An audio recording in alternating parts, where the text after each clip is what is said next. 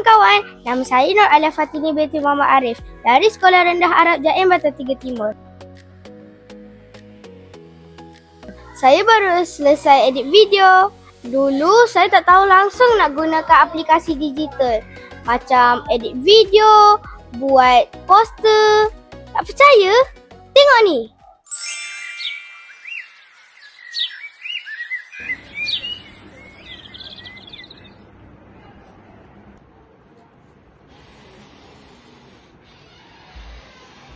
Haish, banyaknya aplikasi. Susahlah nak faham. Hai, saya Nur Alia Fatini binti Muhammad Arif dari Sekolah Rendah Arab Jaim Batang Tiga Timur. Okey semua, cikgu harap semua akan siapkan tugasan yang cikgu beri. Saya akan semak dari rumah. Faham?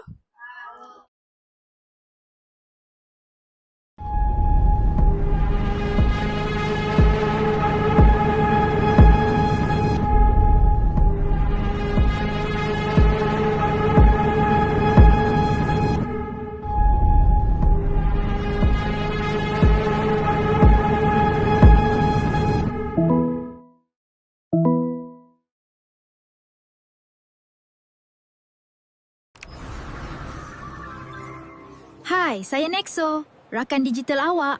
Saya boleh bantu awak. Awak nak siapkan tugasan sekolah menggunakan bahan digital? Saya ada semua yang awak perlukan. Saya boleh bantu untuk awak faham macam mana untuk menggunakan aplikasi digital, lebih-lebih lagi dalam pelantar D5. Dengan Google, kita boleh cari maklumat dengan cepat. Melalui YouTube, kita boleh faham pelajaran dengan video yang menarik. Kita juga boleh belajar sambil bermain kuis menggunakan Kahoot. Atau jawab latihan interaktif di Quizizz. Dengan teknologi digital, anda tidak perlu lagi berada di tempat yang sama untuk belajar bersama. Lebih-lebih lagi kawan-kawan dari luar negara. Nak buat nota cantik? Boleh guna Canva.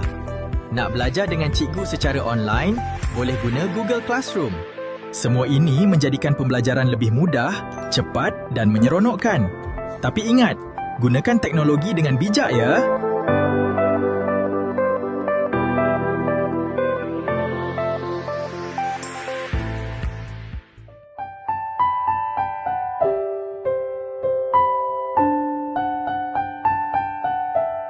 Terima kasih tau. Awak banyak tolong saya. Sama-sama. Jika awak perlukan pertolongan, saya sentiasa ada untuk awak.